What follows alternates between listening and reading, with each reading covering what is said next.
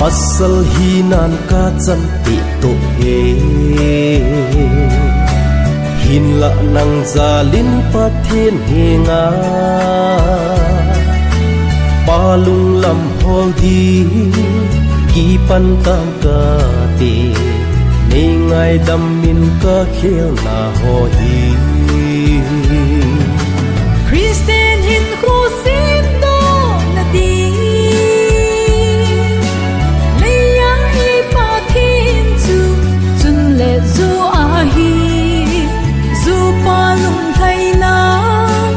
chon jing hi te na i kilung sit na thon hi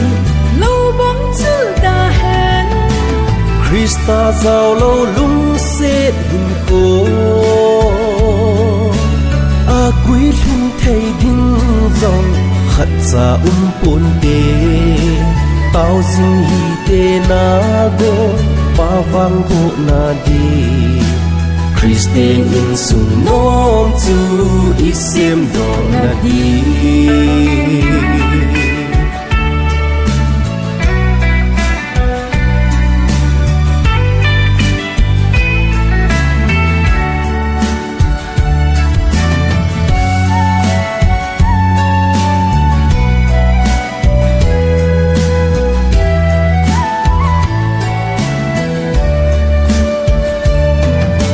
Samson le Delilah bang poi te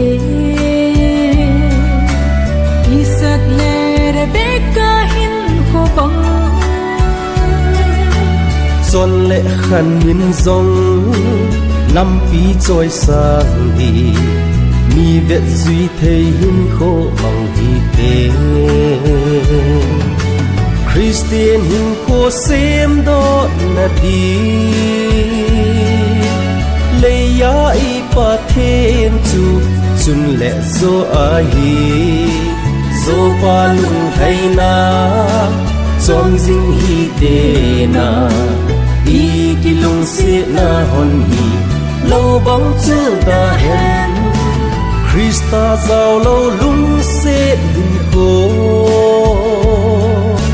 a quý lung thầy đinh dòng khát xa pun te tao dinh hi te na go ba vang bo na di Christian in sung nom chu isem do na di Christian hin ko sem do na di leya i pa thiên chu chun le zo a hi zo pa lung thai na